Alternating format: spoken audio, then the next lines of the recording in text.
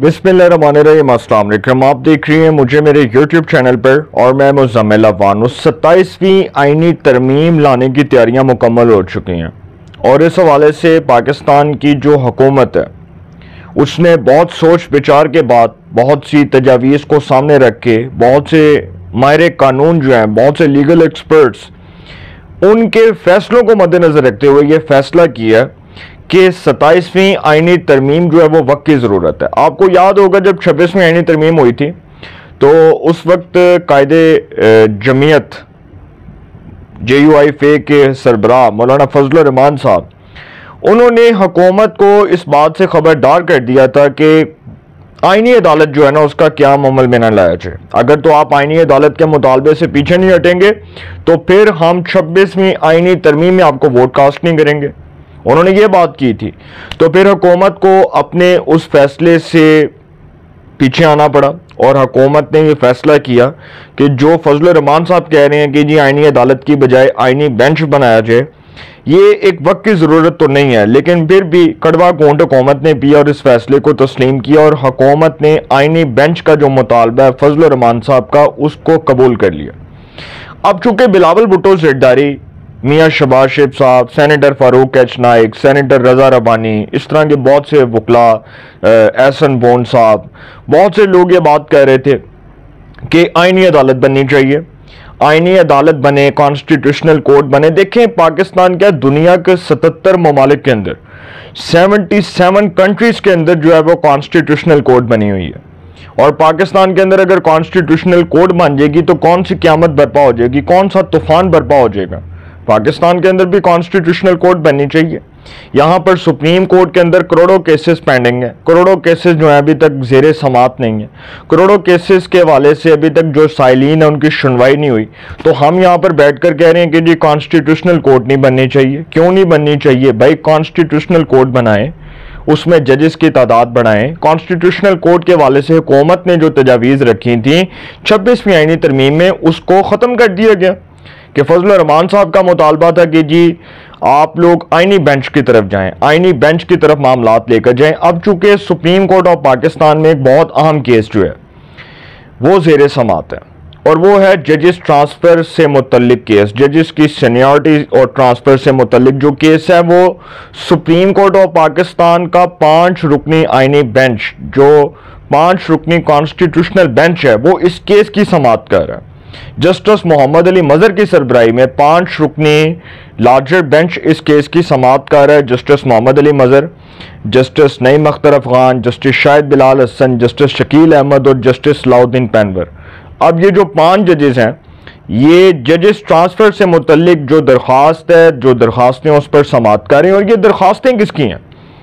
ये उन जजेस की दरख्वास्तें हैं जो इस्लामाबाद हाई कोर्ट के जजेस हैं, जो पुराने जजेस हैं और जिन्होंने ट्रांसफ़र होने वाले जजेस के खिलाफ सुप्रीम कोर्ट ऑफ पाकिस्तान के आईनी बेंच में ये दरख्वास्तें दी हैं कि इनके ट्रांसफ़र को रोका जाए, इनके ट्रांसफ़र को कलअदम करार दिया जाए और इनको वापस इनकी कोर्ट्स में भेज दिया जाए। अब सदर मुमलिकत ने आइन के आर्टिकल 200 के तहत जो है ये इख्तियार जो है इसको इस्तेमाल किया कि किसी भी सूबे से, किसी भी सूबे की कोर्ट से ट्रांसफ़र किया जाए किसी भी जज को। सदर के पास ये इख्तियार है कि वो किसी भी सूबे की कोर्ट से किसी दूसरे सूबे के अंदर जज को ट्रांसफ़र कर सकते हैं। सदर ने आइन के आर्टिकल 200 के तहत अपने इस इख्तियार को इस्तेमाल किया और justice Sarfraz Dogar Lahore high court से, justice Khadim Hussain Soomro Sindh high court से और justice Mohammad Asif Balochistan high court से 3 जजेस को ट्रांसफ़र किया इस्लामाबाद हाई कोर्ट में। और जस्टिस आमर फारूक साहब जो इस्लामाबाद हाई कोर्ट के चीफ जस्टिस थे, उनके सुप्रीम कोर्ट में जज तैनात होने के बाद इस्लामाबाद हाई कोर्ट की सीनियरिटी लिस्ट में तब्दीली आ गई और वो तब्दीली आई कि justice Sarfraz Dogar Islamabad high court के कायम मुकाम चीफ जस्टिस बन गए।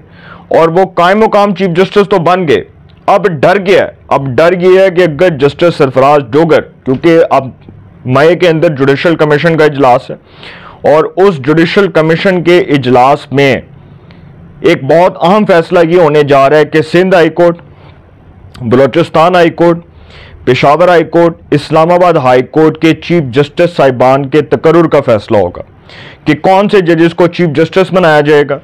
अब ये फैसला जो है ये तो जुडिशल कमीशन के इजलास में होना है।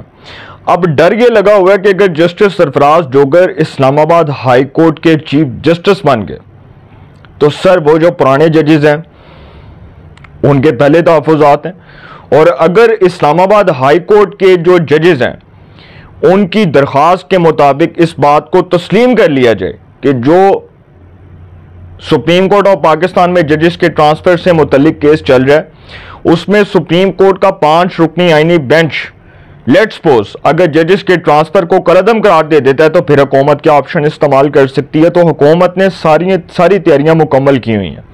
हुकूमत ने 27th कॉन्स्टिट्यूशनल अमेंडमेंट जो है उसको वक्त की ज़रूरत करार दे दिया, और ये बात सेनेटर फैसल वाडा साहब भी कह रहे थे, और मैंने उनको सुना था कि वो जब एक टीवी टॉक शो में कह रहे थे कि जी 27th कॉन्स्टिट्यूशनल अमेंडमेंट आनी चाहिए, वक्त की ज़रूरत है, और वो आ कर रहेगी। और उसके बाद फिर जिस तरह से एहसन बोन साहब जो हैं उन्होंने हमारे जो सीनियर हमारे दोस्त हैं मियां अली इशफाक साहब जो दुनिया न्यूज़ के रिपोर्टर हैं, बड़े सीनियर सहाफ़ी हैं, उनसे बातचीत करते हुए कहा था कि हम पाकिस्तान बार कौंसिल और तमाम वकला बरादरी का ये मुतफ़िका फैसला है कि आइनी अदालत 27वीं आइनी तरमीम के अंदर होगी और आइनी अदालत बननी है।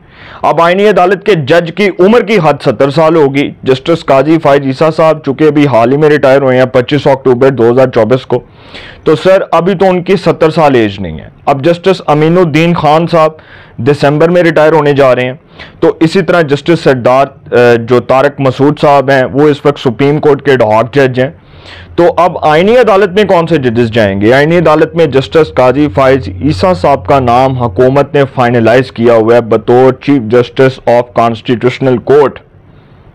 जस्टिस अमीनुद्दीन खान का नाम है, उसके बाद बहुत से जजेस हैं जिनके नाम इस वक्त हुकूमत ने फाइनल किए हैं। तो सर वो जो जजेस हैं जिनको कॉन्स्टिट्यूशनल कोर्ट में भेजना है, जिनको आईनी अदालत में भेजना है, इसका मतलब ये है कि आईनी अदालत सबसे सुप्रीम बॉडी होगी। आईनी अदालत सबसे ज़्यादा सुप्रीम होगी, वो पाकिस्तान की सुप्रीम कोर्ट से भी बड़ी होगी और आईनी बेंच से भी ज़्यादा उसके पास इख्तियारात होंगे।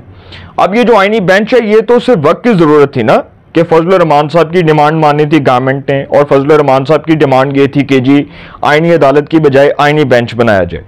अब हुकूमत ने कार्ड ये खेला है कि फौरी तौर पर जो इलेक्शन कमीशन ऑफ पाकिस्तान की तरफ से फैसला आया है कि सेनेट की 12 नशस्तों के ऊपर जो KPK के अंदर इलेक्शन हुआ है, जो इलेक्शन होना है, जो अभी तक इल्तवा का शिकार है, तो वहाँ पर जो इलेक्शन होगा उसके बाद हुकूमत को बाआसानी 3 से 4 जो नशस्तें मिलेंगी, हुकूमत के वोट पूरे हो जाएंगे सेनेट में, कौमी असम्बली में तो पूरे हैं तो सेनेट में भी पूरे हो जाएंगे।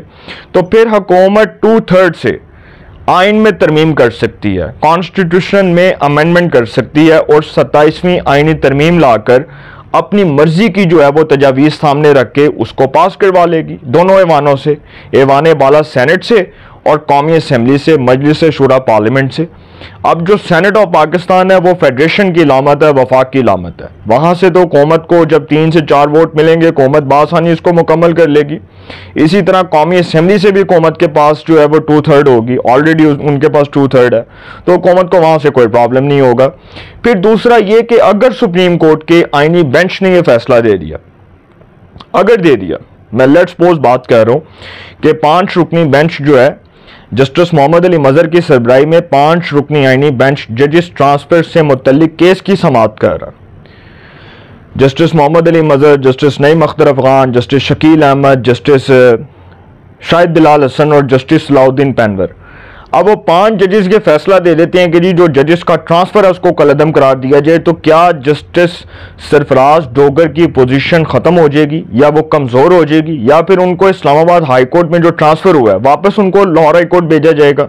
सर ऐसा हो नहीं सकता, मुझे नहीं लग रहा कि ऐसा होगा। माइट भी पॉसिबल ऐसा ना हो, क्योंकि जो 3 जजेस हैं जो हाल ही में ट्रांसफ़र हुए इस्लामाबाद हाई कोर्ट में, उन्होंने इस हवाले से अपना वकील भी नहीं किया। जो सुप्रीम कोर्ट में उनके ट्रांसफ़र से मुतल्लिक जो उनके खिलाफ दरख्वास्तें दी गई हैं वो उन 5 जजेस की तरफ से, जो इस्लामाबाद हाई कोर्ट के 5 जजेस हैं, जिसमें justice Babar Sattar, justice Mohsin Akhtar Kayani, justice Saman Rifat Imtiaz, justice Tariq Mahmood Jahangiri और जस्टिस सरदार एजाज इसाक। अब वो 5 जजेस ने जो दरख्वास्त दी है उस दरख्वास्त के मुताबिक तो इन 3 ट्रांसफ़र होने वाले जजेस ने अपना वकील भी नहीं किया, उनको मेरा ख्याल है वो बड़े कॉन्फिडेंट हैं कि जी कुछ भी नहीं होने लगा। तो एक जो रोला पड़ा हुआ है ना, वो रोला ये है कि जस्टिस मोहसिन अख्तर कियानी, जो इस्लामाबाद हाई कोर्ट के शायद इस वक्त तक एक्टिंग चीफ जस्टिस होते, वो नहीं बन सके। इसकी वजह यह है कि जस्टिस आमर फारूक साहब जो हैं, उनके सुप्रीम कोर्ट ऑफ पाकिस्तान में जज बनने के बाद इस्लामाबाद हाई कोर्ट की सीनियरिटी लिस्ट तब तब्दील हुई जब इस्लामाबाद हाई कोर्ट में 3 जजेस को ट्रांसफ़र किया गया और फिर जस्टिस सरफराज जोगर इस्लामाबाद हाई कोर्ट के कायम मुकाम चीफ जस्टिस के साथ साथ जो हैं वो सीनियर 3 जज भी हैं। मतलब जस्टिस आमर फारूक के जाने के बाद वही थे ना। अब जस्टिस मोहसिन अख्तर कियानी सीनियर प्यूने जज हैं, लेकिन जस्टिस मोहसिन अख्तर कियानी को कुछ जजेस चीफ जस्टिस बनाना चाहते थे इस्लामाबाद हाई कोर्ट का। हुकूमत ने वो मंसूबा नाकाम बना दिया। अब उसके पीछे बड़ी वजूहात हैं, बड़े महरकात हैं, वो फिर कभी डिस्कस करेंगे। लेकिन सर, जो जजेस की सीनियरिटी का केस है, उस हवाले से क्या तारीखी फैसला आ सकता है, ये तो मैंने आपको बता दिया। जस्टिस काजी फाइज ईसा को आईनी अदालत का चीफ जस्टिस बनाने का जो फैसला है, उसको हुकूमत ने अमली जामा पहनाना है और हुकूमत ने डिसाइड कर लिया है कि उन्हीं को chief justice of federal constitutional court बनाया जाएगा। ये तो हुकूमत का फैसला है।